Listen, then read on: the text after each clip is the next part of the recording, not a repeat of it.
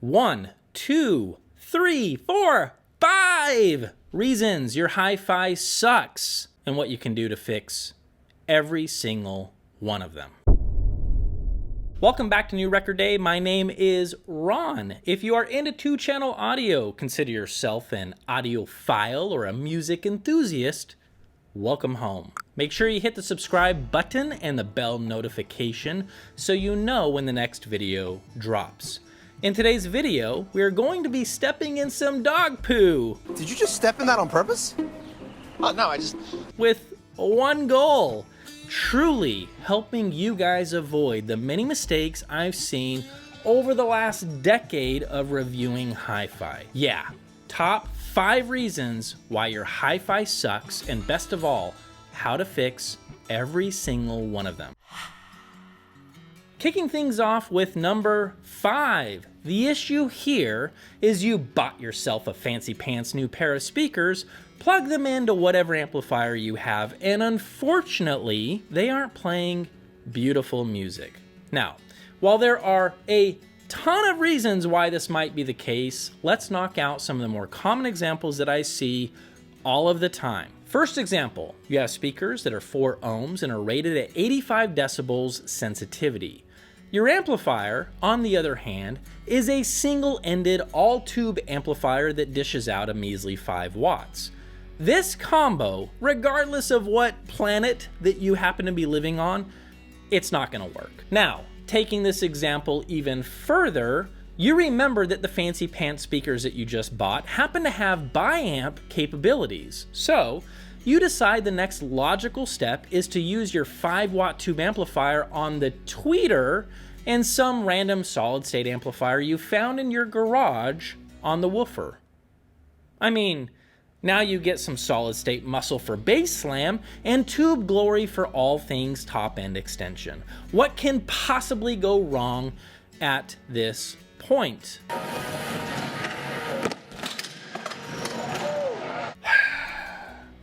Did you ever stop to consider that power amplifiers have their own fixed gain, input sensitivity, and other variables that you need to know before you go mad scientist? So check it out. That tube amplifier might have a gain of, let's say, 12 decibels, and the solid-state amp you grabbed could be as high as 25 decibels or more. This example of mismatched amplifiers is something that I see all the time, and it is a hot mess. Where did this nonsense start in the first place? Tubes on top, solid state on the bottom. It sounds like something that a dumb hi-fi reviewer, I mean not me, but another hi-fi reviewer would say, and it's ridiculous. So please, they don't know what they're talking about. Don't listen to them and don't do it. Now, fixing a mismatch of amplifiers and speakers in this context is pretty simple, and it takes just a couple of minutes learning about the relationship of current, wattage, speaker sensitivity, and the room. Lucky for us, I already did a video talking about it, so check that out. It will be either in the card above me or in the description box down below. Now, I'm surely gonna get myself into some trouble with this one, but I gotta be honest. It's a thing, and it happens all the time. You know, those forums, Facebook groups, and even the comments section here on good old YouTube.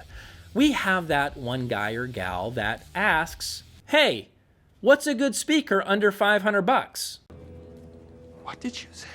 Don't get me wrong, there are places you can find reliable information about what speakers to buy, but if you know me at all, I would never even give a quick answer to that question, because that question is the wrong dang question in the first place, and we need way more information before we can even tackle a recommendation.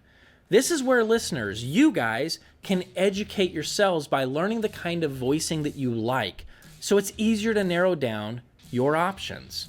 As an example, let's do this. Do you like the sound of live music, as in like rock concerts? Yeah? Okay, cool. Do you find yourself entering listening fatigue from top-end extension or upper mid-range? No? Okay. all right, I see. Do you like the sound of drums, percussion, and electric guitars, and do you want them to be loaded with a lot of presence? All right, got it. I got it. Say no more. Take 2 of these JBL or Klipsch pills and call me in the morning.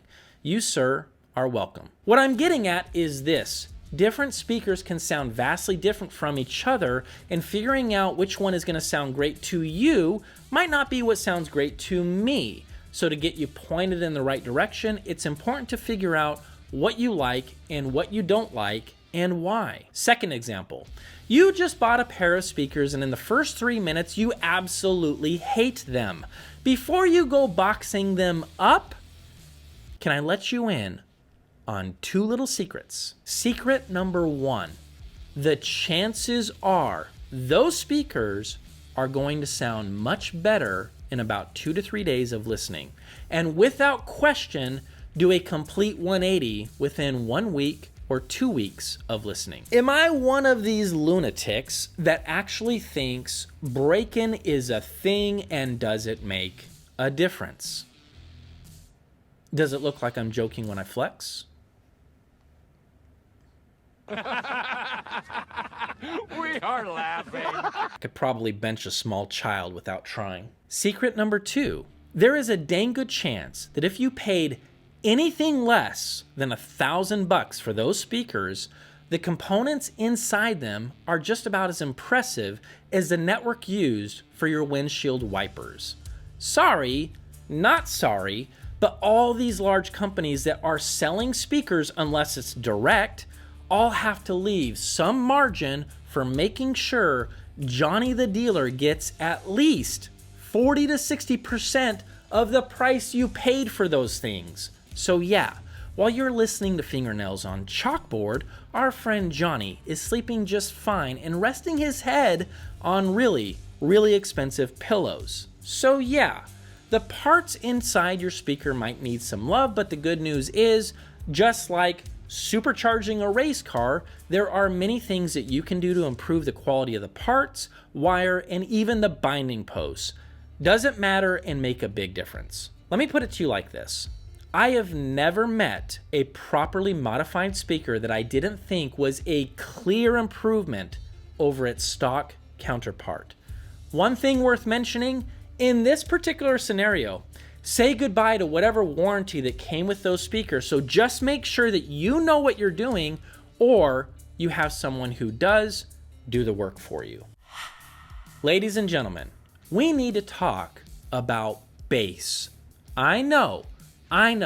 Thanks to movies and cinema, we have all been trained to think that huge explosions and car crashes should somehow end up in our music, and the only way to make this happen is cranking up the sub. Now, the last time I checked, Mark Knopfler isn't supposed to sound like Barry White. So, for those of you, and you know who you are, please walk over to your subwoofer right now, take a look at its plate amp, turn it off, and get used to your mains all over again.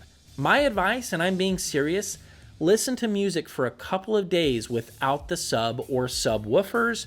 Trust me, when you get around to turning those subs back on, your ears and brain will quickly remind you what a monkey you've been, and you're going to realize just how bassy that subwoofer really is. What happens in this situation is we just get used to the bass, and this little break from the sub will help you recalibrate your senses. Next step? It's easy. Start with the volume as low as it goes and slowly raise it up just enough to where you hear some low-end content. Head back to the sweet spot and get used to how that sounds. It won't take long for you to decide if it needs to come up a little more, and that is the trick. A little at a time is what leads to sonic bliss in bass.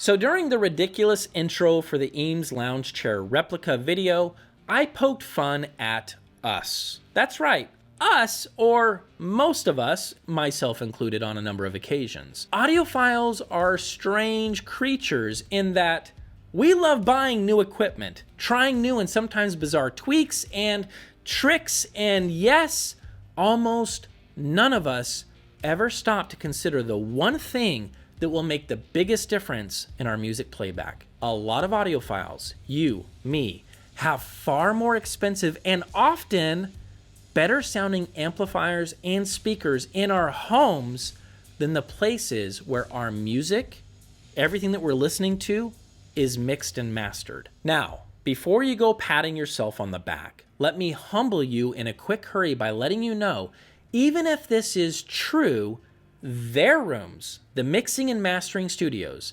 still sound 1,000,000 times better than yours. Please understand, while this is number 2 on my list, it's just as important and possibly more important than number 1. Of all of the egregious offenses out there, this is the most common with audiophiles, and it never fails. I get an email with some random Hawaiian shirt wearing audiophile asking which preamp or power cord is better, X or Y. When I ask them, can I see your room? 90% or more of the time, that room has 0 treatment in it, and it is packed with gear that easily reaches the price of a nice car or a few nice cars. Folks, fixing this issue is simple and far more affordable than half the gear you're thinking about buying next. So, stop what you are doing and consider getting some panels on the wall, carpets on the floor, and don't forget the ceiling. Again, I have a video above in the cards that talks about room treatment, and I'll soon be walking you guys through my room, how I treated it, and what the plans are for future treatments, because guess what? It's still not done. All right, folks, we made it. The number 1 reason your hi-fi sucks. First of all, I see this all the time, and I have devoted a large part of my reviews, videos, and even my channel's direction to help correct this ongoing problem. So, you get a new pair of speakers, slam them against the wall because they look cool there, and presto, congratulations! Your hi-fi sucks. I know that sounds harsh, and no, I don't give a rat's rear end if it offends you. The problem is, because of this one poor decision, every single decision that you make from this day moving forward, regardless of upgrades, money thrown at your rig, or countless hours of changing things like preamps, power amps, DACs, turntables, cables, and so much more, will make little to no difference. It will all be a waste of time and money. What I want for you is the real deal. That's right. The whole enchilada in every single performance. Nothing would make me happier than knowing each and every single one of you guys or gals sit back and relax in a fancy listening chair or not, that you will indeed experience what I experience in my room. And here is the biggest secret of all. Getting close to what I have and what will absolutely change the way you hear hi-fi forever can be yours for the first time ever offered in a digital download for the low price of only $2,500. I'm kidding! It's free and it's already out. There is indeed a LOTS video, which stands for Loudspeaker Optimization Techniques for Soundstage. I am proud of that video, and I am telling you in full confidence, it can change your perspective on soundstage, how incredible a performance can sound, and best of all, you can do it right now. So yeah, audiophiles and music enthusiasts, this is it. The big 5 reasons your hi-fi sucks, and with some small changes, all can be corrected. So now that you have seen my big 5, what are yours? Please join us in the conversation down below, and with that, I'll see you crazy lunatics in the next video.